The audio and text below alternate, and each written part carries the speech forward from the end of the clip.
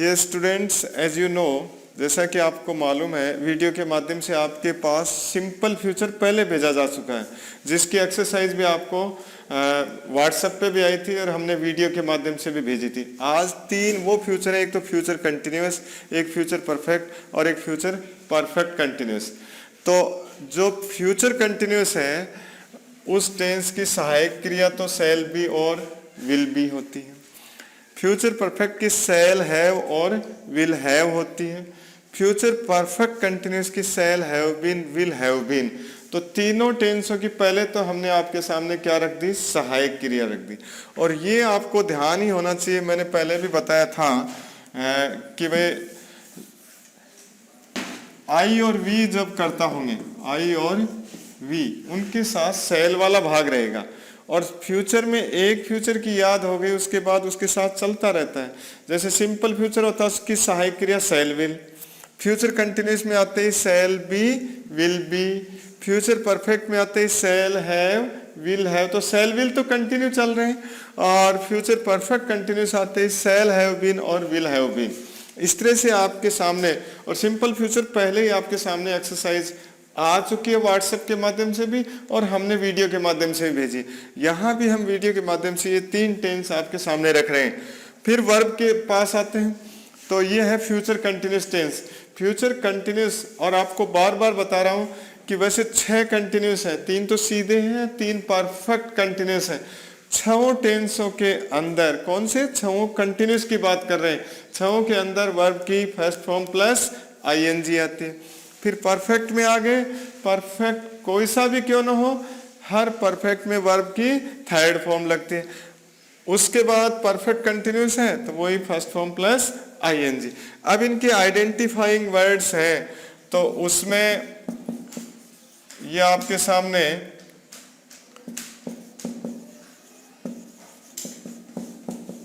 कुछ एडवर्ब्स रख रहे हैं, उनसे पता चल जाए। तो ये हो जाए, एट दिस टाइम टुमारो हो सकता है, at this time next month हो सकता है, at this moment next week हो सकता है। ये इसके में क्या हो गए, मुख्य मुख्य इसके आइडेंटिफाइंग वर्ड्स हो गए। कैसे पता चले कि कौन सा टेंस है। अब आ गए अपन फ्यूचर परफेक्ट। तो इस टेंस के लिए क्या होता है, बाय और इन, ये 2 प्रीपोजिशन होती है। बाय तो आता है तक के अर्थ में, इन आता है में के अर्थ में। किससे पहले आते हैं ये, समय से पहले। ये इसके लिए जरूरी है, यानी इसमें टाइम दिया हुआ होता है और टाइम से पहले बाय या इन। जैसे वह 2022 में 12वीं कक्षा पास कर चुका होगा, तो मई दिया है, सन भी दिया है, तब इन आ जाएगा। और जैसे कहते वह 2 बजे तक घर जा चुका होगा, तब क्या आ जाएगा, बाय आ जाए। लेकिन ध्यान रहे, फ्यूचर परफेक्ट में कई बार उसके साथ, जैसे आप लोगों को समझाया था कि पास्ट परफेक्ट में 2 क्लोज होते हैं, बिफोर या आफ्टर से जुड़ करके। एक सिंपल पास्ट होता है, एक पास्ट परफेक्ट होता है। लेकिन अगर फ्यूचर परफेक्ट टेंस में बिफोर से जोड़ के और कोई वाक्य दे दे, एक सिंपल प्रेजेंट का डाल दे, तब वो शर्त लागू नहीं होगी। कौन सी, जो पास्ट परफेक्ट वाली शर्त बताई है, जिसमें तो क्या होता है कि बिफोर आफ्टर या व्हेन से 2 क्लोज, 2 वाक्य या उपवाक्य जोड़ता, एक पास्ट का होता है तो दूसरा भी पास्ट का मिलेगा। एक सिंपल पास्ट होता है, दूसरा पास्ट परफेक्ट होता है। लेकिन इस तरह से वो डाल सकता है, जैसे आपके सामने एक वाक्य रख रहा हूं, my mother will have cooked food before the guests arrive. अब ध्यान रखना, तुम लोग कंफ्यूज मत हो जाना। ये वाक्य भी बिफोर से जुड़े हैं, 2 वाक्य। जो पहले जो चीज बताई थी उसमें बिफोर से जुड़े हुए वाक्य थे, लेकिन उसमें एक वाक्य पास्ट का था। यहाँ पर बिफोर से जोड़ के ये वाक्य सिंपल प्रेजेंट का कर दिया है। तो इस तरह से भी स्ट्रक्चर हो सकता है फ्यूचर परफेक्ट टेंस का, लेकिन तब एक वाक्य सिंपल प्रेजेंट का मिलेगा, तब फ्यूचर परफेक्ट टेंस यूज करते हैं।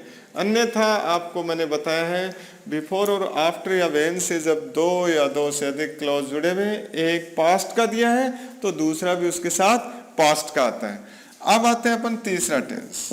जो दिया है आपका फ्यूचर परफेक्ट कंटिन्यूअस, इसके लिए 2 टाइम होते हैं, तब इस टेंस का वाक्य बनेगा। एक टाइम तो फ्यूचर परफेक्ट वाला, बाई और इन का मतलब में और बाई का मतलब तक, और दूसरा टाइम दिया हुआ होगा सिंस और फॉर। इस तरह से 2 टाइम देकर के ही इस टेंस के वाक्य को अपन बना सकते हैं, अन्यथा ये पता नहीं रहता कौन सा वाक्य बनाए। और इसके अंदर जैसे वाक्य बताता हूं कि सन 2022 तक वह इस विद्यालय में 5 वर्ष से अध्ययन कर रहा होगा, तो एक तो 5 वर्ष से अध्ययन कर रहा टाइम है, वहां तो 4 लग जाएगा, और 2022 तक, तो तक के लिए क्या लग जाएगा, बाई लग जाएगा। इस तरह से आपके सामने ये 2 टाइम देगा तब इसका स्ट्रक्चर बनेगा। ये आपके सामने जो 3 टेंसों की जो एक्सरसाइज है, किसमें क्या कैसे करना है, क्या क्या इसकी हेल्पिंग वर्ब होती है, क्या इसकी वर्ब होती है, क्या इसके आइडेंटिफाई वर्ड्स होते हैं, इसके आधार पे ये आपके सामने इनकी मुख्य चीज रखी है। अब इसके साथ आपकी वर्कशीट की एक्सरसाइज डाल। तो अभी आपको इस वीडियो में अभी तक तो हमने future continuous, future perfect continuous, तीनों टेंसों की जो सहायक क्रिया, आइडेंटिफाइंग वर्ड्स, ये चीजें हमने आपके सामने रखी थी। अब ये एक वर्कशीट आई है, वैसे ये 11th क्लास के लिए आई हुई है, लेकिन ये 10th में भी वही चीज है और ये 9th में भी वही चीज है, क्योंकि टेंस चाहे 8th क्लास हो चाहे 7th भी, मैं तो ये कहना चाहूँगा वहीं से ही इनकी शुरुआत है, वहीं से आपके दैनिक जीवन में बहुत महत्वपूर्ण इनकी भूमिका है। अब अगर ये 7th से बच्चा सीख जाए तो आगे तक उसके लिए कोई दिक्कत नहीं, और सारा बेस है आपका इंग्लिश का वो इनके ऊपर, ग्रामर का वो इनके ऊपर आधारित है। अब देखिए इसमें पहला दे रखा है, what are the identifying words for the future continuous tense.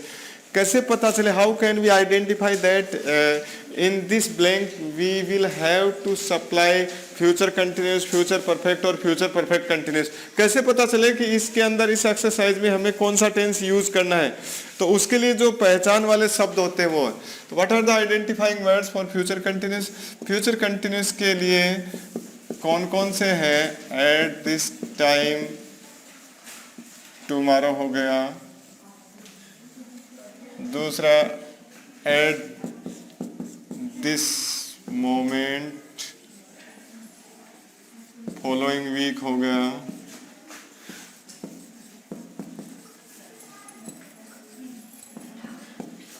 और तीसरा ये भी डाल सकते हो,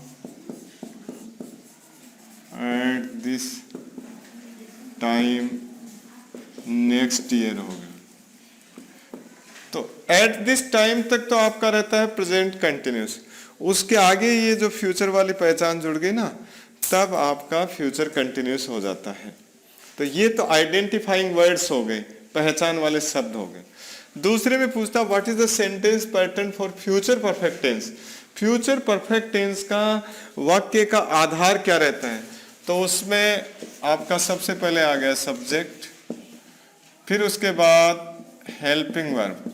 अब हेल्पिंग वर्ब इसकी 2 है, शैल हैव और विल हैव।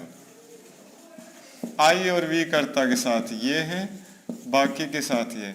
तो हेल्पिंग वर्ब सब्जेक्ट आ गया, हेल्पिंग वर्ब प्लस वर्ब की थर्ड फॉर्म, इसको दूसरे रूप में परफेक्ट पार्टिसिपल भी कहते हैं, परफेक्ट पार्टिसिपल,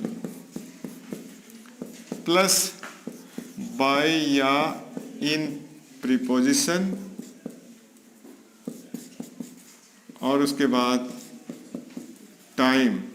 शॉर्ट में ले तो subject plus helping verb plus verb की थर्ड फॉर्म प्लस बाय या इन जो प्रीपोजिशन है, और प्लस टाइम।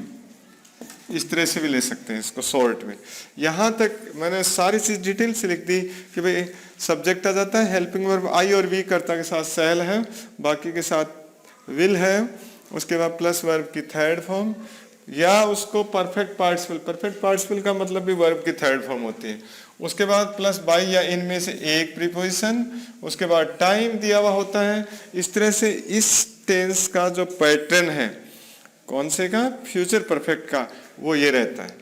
तीसरे में देखिए, the workers call off the strike by the end of this week. अब आ गया ना, आपको बताया बाय प्रीपोजिशन है, टाइम दिया the end of this week. तो यहाँ पर ये आइडेंटिफाइंग वर्ड्स हैं जो कि मैंने पहले जो टेंस आपको करवाया उसमें दिखा रखा है। नहीं तो तीनों फ्यूचर की एक्सरसाइज चल रही है, कैसे पता चले कौन सा फ्यूचर टेंस इसमें यूज करना है। तो वही जो इसका सब ये पैटर्न बता रखा है मैंने इसके अंदर कि भाई इनमें से एक प्रीपोजिशन जरूरी होती है इसका सेंटेंस फॉर्म करने के लिए। तो यहाँ बाय दे दिया, इसका मतलब फ्यूचर परफेक्ट टेंस यूज होगा। और फ्यूचर परफेक्ट टेंस की हेल्पिंग वर्ब होती है विल हैव, शैल हैव, आई और वी के साथ तो लगती है आपकी शैल हैव और बाकी के साथ विल हैव। काल का हो जाएगा कॉल्ड, वर्ब की थर्ड फॉर्म। चौथा वाक्य देखिए, what are the identification words for future perfect continuous. Future perfect continuous के लिए कौन से तो इसमें there are two prepositions. There are two prepositions before time. समय से पहले दो प्रीपोजिशन दी हुई होती हैं। एक कौन सी, एक तो होती है बाय या इन, और दूसरी होती है सिंस या फॉर। इसका मतलब है टू टाइम इस टेंस में जरूरी होते हैं, और टू टाइम में एक टाइम से पहले बाय और इन, और दूसरे से पहले सिंस और फॉर। और सिंस और फॉर का आपको बताया मैंने, सिंस है वो पॉइंट ऑफ टाइम के लिए, निश्चित जो समय बिंदु होता है उसके लिए, और फॉर होता है वो पीरियड ऑफ टाइम। 5 का वाक्य देखिए, अगर the boy play tennis since morning, और अगर अगला ये चीज नहीं देता, 5 का जो वाक्य उसकी बात कर रहे हैं अपन, अगर कोष्टक में इसने दे दिया फ्यूचर परफेक्ट कंटिन्यूस टेंस बनना, तब तो अपन बाध्य हो गए। अन्यथा इसका जो सही वाक्य होता तब इसमें ये करता, जैसे इसमें दे दिया the boy play tennis since morning, और आगे ये कंडीशन नहीं डालता तो आप प्रेजेंट परफेक्ट कंटिन्यूस भी भर सकते थे, और इसमें ये भी लिख सकते थे the boy has been playing tennis, लेकिन इसने आगे फ्यूचर परफेक्ट कंटिन्यूस टेंस ही भरवा दिया, तब तो आपको इसमें वही भरना पड़ेगा विल हैव बीन प्लेइंग। अन्यथा इसका अगर सही सेंटेंस बनवाता तो boy Khalistan play tennis since morning by the time, या बाय 2 o'clock, 2 बजे तक वो सुबह से टेनिस खेल रहे होंगे, तब तो ये सुंदर लगता है। या शुरू में जोड़ देता बाय 2 o'clock या by evening the boy will have been, लेकिन यहाँ पर उसने इतना जरूर कर दिया कि आपको कंडीशन कर दिया कि इसके अंदर आपको भरना ही केवल फ्यूचर परफेक्ट कंटिन्यूस है। ध्यान रहे, अगर परीक्षा में ये कंडीशन नहीं है, सीधा ये सेंटेंस है इतना ही, तो आप इसमें प्रेजेंट परफेक्ट कंटिन्यूस टेंस ही यूज करोगे, क्योंकि फिर तो पहचान क्या रही, तीनों में सिंस फॉर आता है, प्रेजेंट परफेक्ट कंटिन्यूस में भी आता है, पास्ट परफेक्ट कंटिन्यूस में भी आता है, और फ्यूचर परफेक्ट कंटिन्यूस में तो तीनों में आता ही आता है कंपलसरी। तो फिर अंतर कहाँ रहेगा? अंतर तभी तो रहेगा कि फ्यूचर परफेक्ट कंटिन्यूस में 2 टाइम दे के रखेगा, पास्ट परफेक्ट कंटिन्यूस में कोई ना कोई पास्ट का वाक्य देगा उसके साथ, और वो दोनों चीजें नहीं है, तब आपको present perfect continuous tense use करना है। तो इस तरह से आपके सामने आज जो वर्कशीट आपकी आई हुई है उसको हमने डिटेल से आपके सामने एक्सप्लेन किया है। इसमें कोई चीज नहीं समझ में आए तो आप ऑनलाइन पूछ सकते हो। Thank you.